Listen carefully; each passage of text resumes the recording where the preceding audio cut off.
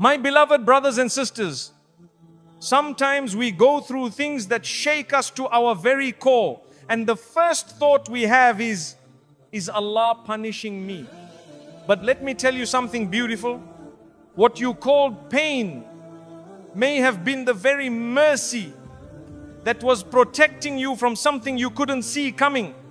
Allah doesn't break your heart to harm you. He breaks it to rebuild what you were about to destroy yourself. Sometimes the pain is the answer to a dua you forgot you made. You were just trying to do your best. You were praying. You were holding on. You were trying to trust Allah. And in the quiet moments, you asked Him for help. Maybe you didn't even realize how powerful your prayer was. You said things like, Ya Allah, fix my heart. Protect me from what's not good for me. Give me what's right for me, even if I don't know what that is. Or maybe you didn't say anything at all. Maybe it was just a tear that rolled down your cheek and a feeling deep inside that said, Ya Allah, I'm tired, please change something. And then everything started to fall apart. The people you thought would always be there started distancing themselves. That one person you loved so much, they left. You lost the opportunity you thought was your big break. Your plans stopped working. Your days felt heavy. And your heart began to ache in a way you couldn't explain. So you cried again. This time not in dua but in confusion. Ya Allah, I was trying. Why did it get worse? Why this pain? Why now? But my dear brother, my dear sister, what if this pain was the answer? What if Allah heard that soft, quiet, sincere whisper from your heart and He immediately began moving your life around? Not to hurt you, but to respond to you more deeply than you've ever been responded to before. You asked Him for guidance. So He guided you away from the wrong people, even if it felt like heartbreak. You asked Him to protect your peace. So He removed the one who kept disturbing it, even if you loved them. You asked Him to bring you closer to Him. So He removed the distractions, even if they looked like dreams at the time. Because Allah doesn't just answer what comes from your mouth. He answers what comes from your heart. And sometimes what you want and what your soul needs are two very different things. You might have thought you were asking for something good, but Allah knew it would hurt you in the long run. So He blocked it. And because you couldn't see what He was protecting you from, it felt like rejection, but it was actually redirection. It was preservation. It was mercy dressed as loss. Think of it like this. If a child reaches out for fire, smiling, the parent pulls them away, right? Even if the child cries, the parent knows, one day you'll thank me. That's exactly what Allah does with us. We run toward things with excitement, thinking, this is what I need. And He gently, lovingly blocks it, even if it breaks our heart in the moment. Because He sees what we can't. He sees the years ahead. He sees the burden we were about to carry. He sees the nights we would have cried ourselves to sleep if He had given us what we asked for. So He says no, but not to punish you, only to protect you from something your eyes can't yet see. And yes, it hurts, because growth always comes with discomfort. Even a seed must split open before it becomes a tree. Even gold must pass through fire before it shines. And sometimes your soul must pass through heartbreak before it can finally taste peace. So if things are being removed from your life, if people are leaving, if everything you were building has collapsed, don't assume it's because Allah is punishing you. Ask yourself, could this be how He's answering me? Because maybe the pain didn't come to destroy your path. Maybe it came to clear it. Maybe it came to wipe away the things that were too heavy for your next season. Maybe it came to remove the voices that were drowning out His. Maybe it came to bring you back to sujood, to the moment where you finally said, only you, Ya Allah. And in that moment, Allah smiled upon you, because the version of you that spoke from that pain was the version He had been waiting for all along. One day, my dear, you'll look back at the heartbreak, at the loss, at the confusion, and you'll say, Ya Allah, thank you. You didn't give me what I wanted, you gave me what I needed. And that will be the most beautiful realization of your life. If He didn't shake your world, you would have settled for less. You had a plan. You were holding on to a path that made sense to you. A relationship, a dream, a person you trusted, a career you thought would carry you for years. You built your life around it. You gave it your time, your tears, your trust. And you said to yourself, this is it, I'll be okay if this stays. But then the world shook. Suddenly, without warning, what you thought was solid crumbled. The people you relied on started acting differently. The relationship you were pouring into dried up. The future you had in your head vanished. And the pain confused you. You said, Ya Allah, why? Why now? Why this? You kept thinking, wasn't I being sincere? Wasn't I grateful? Wasn't this meant for me? But my beloved, sometimes the reason Allah shakes your world is because you started settling into something far beneath what He created you for. You began adjusting your standards just to keep the wrong people. You began shrinking your dreams to fit a space that wasn't yours. You began dimming your light just so others wouldn't feel insecure around you. And slowly, without even realizing it, you started accepting less than what Allah wrote for you. So He intervened gently but powerfully. He shook the foundation beneath you, not to break you, but to wake you. Because had He not shaken it, you would have kept pouring your soul into something that had no space for your future.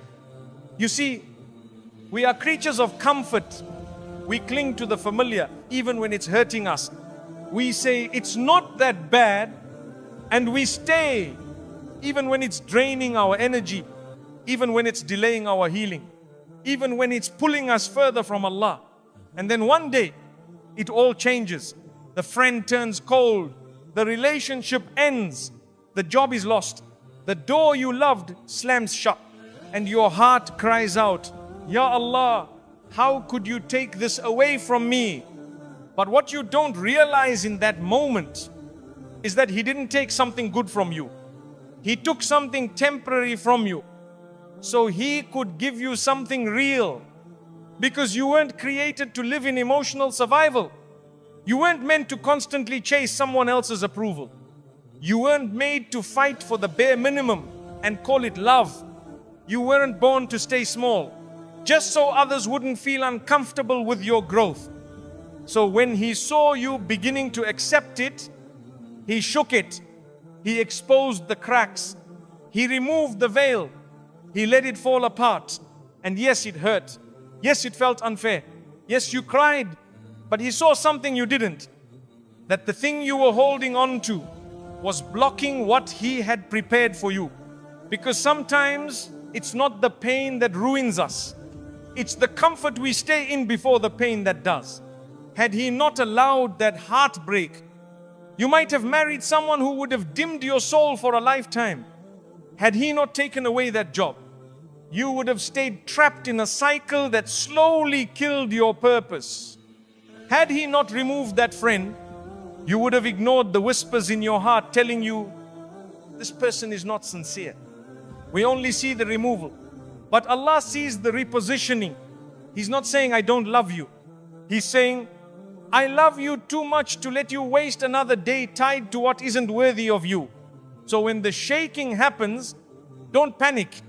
Pause, breathe, and ask, Ya Allah, what are you saving me from? Because He never removes without reason.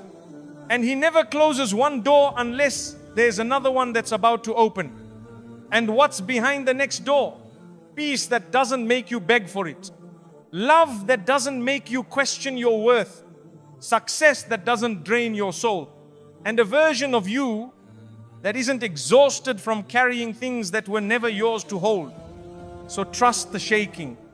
Yes, it feels like an earthquake now. But one day you look back and realize it was the moment everything finally started to fall into place.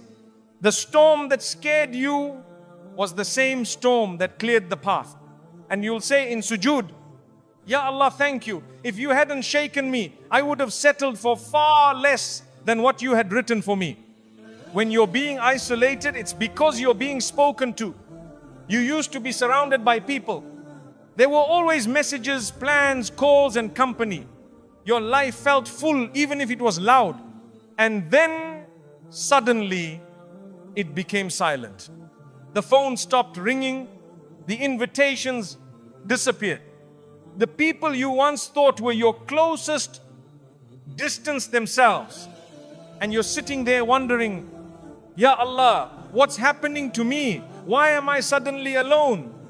You feel isolated. You feel forgotten. You feel like no one understands what's going on inside your heart. And in those moments, the silence becomes louder than any noise you've ever heard.